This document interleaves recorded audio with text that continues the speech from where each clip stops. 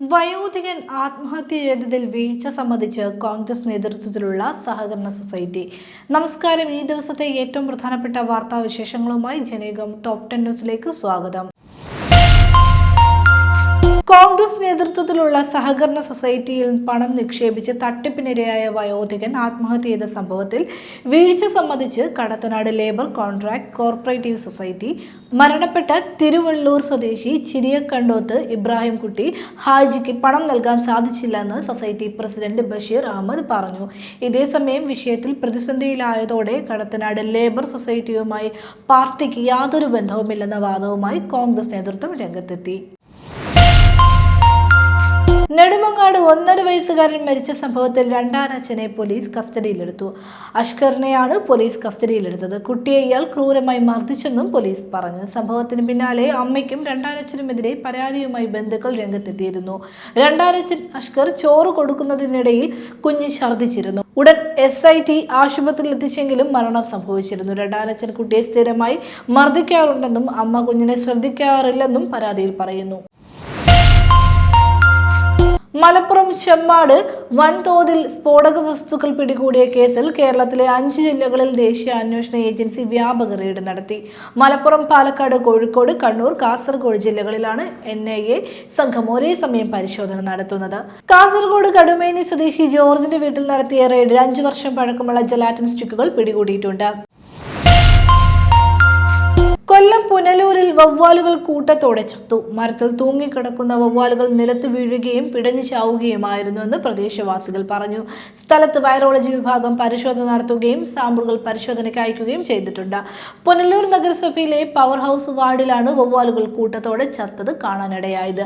സാഹചര്യത്തെ ഗൗരവപൂർവ്വമായാണ് ആരോഗ്യ വിഭാഗവും കണക്കിലെടുത്തിരിക്കുന്നത്. ആളുകളുടെ ആശങ്കയ്ക്ക് പരിഹാരമാകുന്ന ക്രമീകരണം ഉണ്ടാകുമെന്ന് അധികൃതർ പറഞ്ഞു.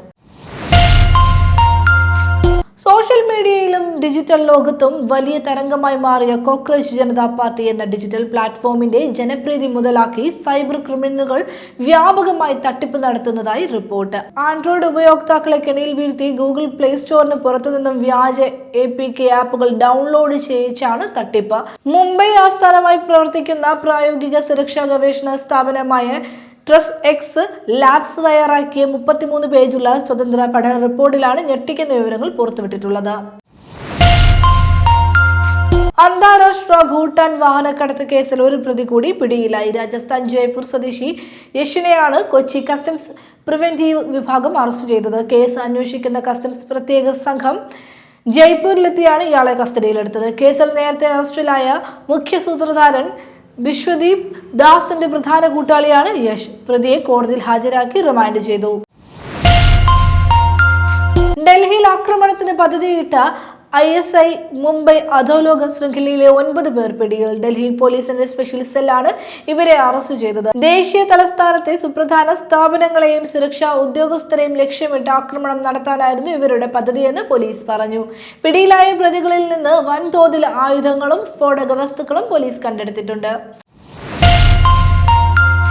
ഏഷ്യൻ ഗെയിംസിൽ പങ്കെടുക്കാമെന്ന ഗുസ്തി താരം വിനേഷ് ഫോഗട്ടിന്റെ മോഹം പൊലിഞ്ഞു. സുപ്രീം കോടതി വരെ കേസിന് പോയി ട്രയൽസിൽ പങ്കെടുക്കാൻ അനുമതി സമ്പാദിച്ചെത്തിയ വിനേഷ് യോഗ്യതാ മത്സരത്തിന്റെ സെമിയിൽ പരാജയപ്പെട്ടു. ആദ്യ 2 മത്സരങ്ങളും ജയിച്ചാണ് വിനേഷ് സെമിയിലേക്ക് എത്തിയത്.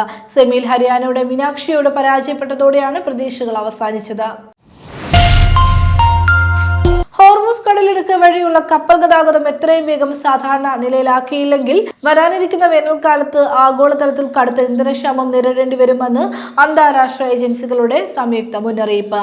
International monetary fund, world bank, international energy agency എന്നിവർ പുറത്തിറക്കിയ സംയുക്ത പ്രസ്താവനയിലാണ് ഈ ആശങ്ക പങ്കുവച്ചത്. ഗൾഫ് മേഖലയിൽ നിലവിലെ സംഘർഷങ്ങളെ തുടർന്ന് ആഗോള എണ്ണ ശേഖരത്തിൽ വലിയ ഇടിവാണ് രേഖപ്പെടുത്തുന്നത്. മെയ് 31 നടക്കുന്ന IPL 2026 കലാശ പോരാട്ടത്തിന് മുന്നോടിയായി നഗരത്തിൽ കർശന നിയന്ത്രണങ്ങൾ ഏർപ്പെടുത്തി ബംഗളൂരു സിറ്റി പോലീസ് പൊതുജാഗ്രതാ നിർദ്ദേശം പുറപ്പെടുവിച്ചു. റോയൽ ചലഞ്ചേഴ്സ് ബംഗളൂരു ഫൈനലിൽ പ്രവേശിച്ച പശ്ചാത്തലത്തിൽ ഫൈനൽ മത്സരത്തിന് ശേഷം പൊതുസ്ഥലങ്ങളിലെ ആഘോഷങ്ങൾ പൂർണ്ണമായും ഒഴിവാക്കണമെന്നും നിയമവും സമാധാനവും പാലിക്കണമെന്നും നഗരവാസികളോടും ക്രിക്കറ്റ് ആരാധകരോടും പോലീസ് വെള്ളിയാഴ്ച അഭ്യർത്ഥിച്ചു.